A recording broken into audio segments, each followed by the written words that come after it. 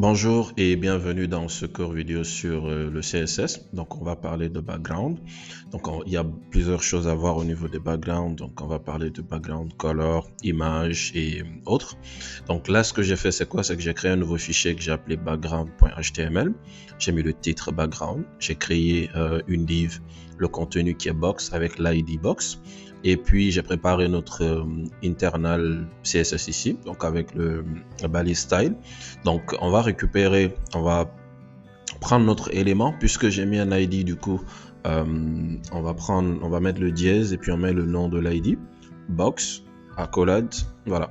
Donc à l'intérieur, moi je veux par exemple avoir un background pour ma div, je veux une couleur par exemple en particulier. Donc on peut mettre background color, je choisis par exemple cette couleur, d'accord? Donc on a la possibilité de le faire avec n'importe quelle autre couleur. Moi j'ai choisi par exemple cette couleur.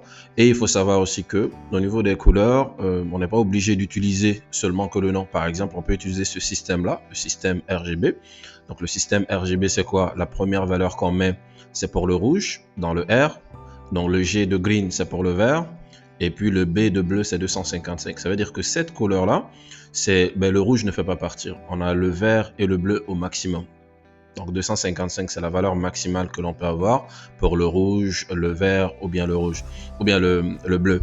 Donc si je mets ici RGB, disons que je veux seulement la couleur rouge, la couleur rouge je le mets au maximum et puis les deux autres je les mets au minimum. Donc je mets 0 ici.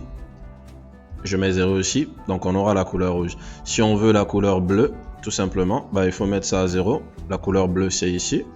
On met 255. On a 255, donc on a seulement la couleur bleue. Si je veux la couleur verte, là on vient, on met ici 255. Les deux autres sont à 0, on a la couleur verte. Après, on a la possibilité de combiner. Donc par exemple, si je mets ici 155, voilà, vous voyez que ça a un petit peu changé parce que ça, c'est un mélange de la couleur verte et puis de la couleur bleue. Donc je peux venir ici aussi, on va dire par exemple 100 pour la couleur rouge. Voilà, donc c'est une combinaison de ces trois couleurs-là. Cette couleur, elle est différente de la précédente.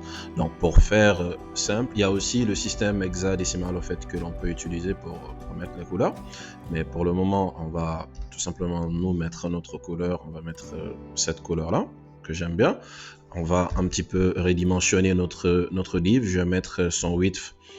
Par exemple, je vais mettre 100 pixels, ok, et puis je vais mettre son height, je vais mettre à 100 pixels aussi, on va mettre 100 pixels, d'accord, voilà. Donc à partir de là, on a notre background couleur. Après la couleur, on a la possibilité d'insérer une image. Donc je peux mettre background image. J'ai déjà téléchargé des images, j'ai déjà des images ici. Moi je vais utiliser le pic 3, la troisième photo. Donc je mets, alors il faut mettre d'abord l'URL, puis on met le nom, le chemin, donc c'est pic3.png. Et vous voyez l'image est là, sauf que là, elle n'est pas, la taille réelle n'est pas là, parce que par défaut, ça a une certaine dimension qu'on va essayer de changer. Donc on va mettre background size, je mets 80% au niveau du width, ok, je veux qu'il occupe 80% du width de son contenant, donc je mets ça comme ça, et puis je veux qu'il occupe 80% aussi de height, donc je mets le pourcentage ici aussi. Ok, donc c'est bon, mais on voit que l'image se répète à l'intérieur, donc l'image est là, puis ça se répète ici, ça se répète. Non, on veut pas que l'image se répète, on a la possibilité de le faire avec le background repeat, ok, donc je veux pas que ça se répète, donc je mets no repeat. Ok, donc ça veut dire que ça ne se répète pas. Maintenant, si je veux que ça se répète sur seulement l'axe des X, on a la possibilité de le faire. Si on met repeat X, ça va se répéter sur l'axe des X. Si on met repeat Y, ça va se répéter sur l'axe des Y. Si on met repeat, ça va se répéter sur l'axe des X et l'axe des Y. Ok, donc si je mets repeat Y, juste pour voir, le côté droit va être libéré. Le côté droit va être libéré. Ça va seulement être sur l'axe des Y. Donc moi, je ne veux pas qu'il se répète, donc je mets no repeat. Et puis, après ça, qu'est-ce qu'on peut faire aussi? On a la possibilité de dire par exemple la position. Je veux qu'il soit à l'intérieur, à droite de la div, je veux qu'il soit en bas, je veux qu'il soit à gauche.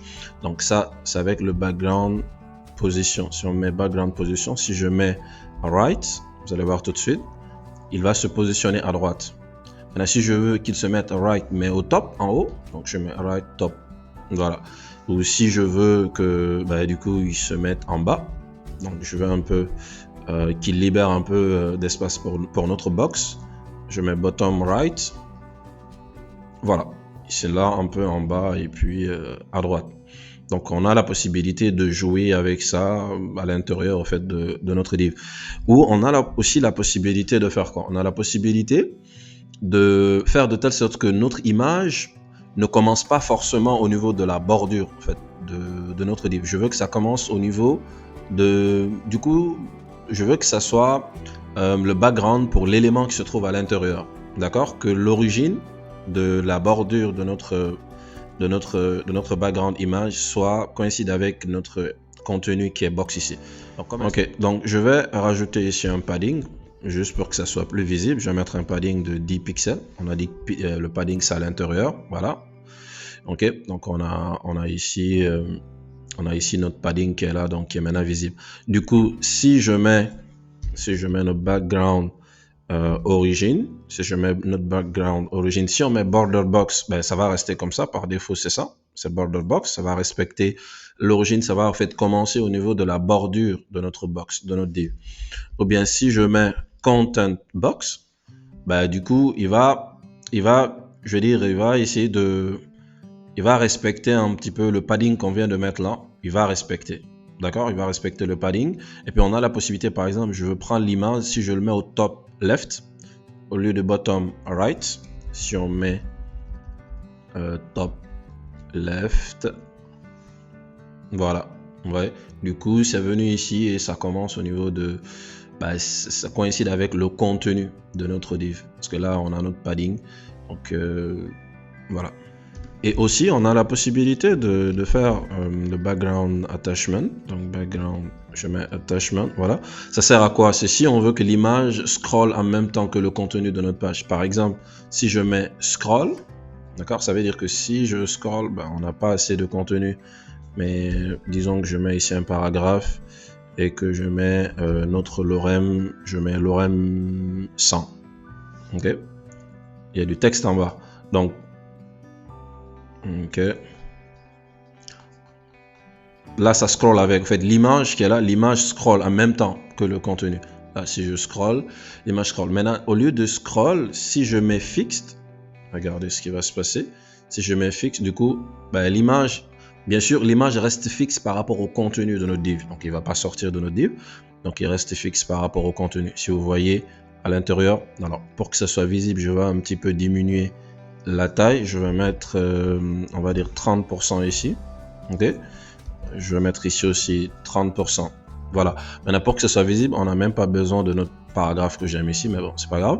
Donc, vous voyez, quand on scroll, l'image, il est fixe. Parce que j'ai mis fixe ici au niveau de background attachment.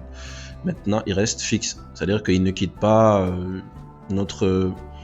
il ne bouge pas en même temps que le reste du contenu de notre div. Donc, si on met scroll, voilà, du coup, il va scroller. Voilà, il va scroller, il scrolle en même temps que le contenu de notre div. Alors, donc, tout ce que nous venons de mettre ici, on a la possibilité, au lieu d'écrire background color, background image, background size et tout, on a la possibilité d'écrire ça en une ligne. Donc, on a la possibilité de le faire si j'efface tout ça. Ok. Donc, on a la possibilité de le faire avec tout simplement le shorthand background. Si je mets background tout simplement. Donc, d'abord, on commence par la couleur. Moi, je veux la couleur, on va mettre green. Ok. Je veux la couleur verte. Ok. Et puis, il faut aller, après ça, il faut mettre l'image. Donc, l'image, on met l'URL, on met pic, on va mettre pic 3. Pour le moment, qui est très grand à l'intérieur de notre div, donc c'est un peu compliqué. Donc, après ça, on a le repeat. Donc, on peut mettre le repeat, no repeat. Moi, je veux pas qu'il se répète l'image. Après le no repeat, on a le attachment. Donc, background, non, on ne l'écrit pas, on met tout simplement la valeur. Attachment, je veux que ça scroll. Ok, je veux que ça scroll. Après ça, on a la position. Je veux le mettre right top. Ok, le right top. Et après, on a la possibilité de dire du coup, donc notre background size, je veux que ça soit 50%. Ok, et là aussi, je veux que ça soit 50% pour le height. Voilà. Donc là, juste en 2 lignes, avec notre background, le shorthand et puis le background size qu'on a rajouté, qu'on aurait pu mettre à l'intérieur ici. Mais voilà, donc ça nous a permis tout simplement en 2 lignes de résumer, de faire tout ce qu'on a fait tout de suite en plusieurs lignes.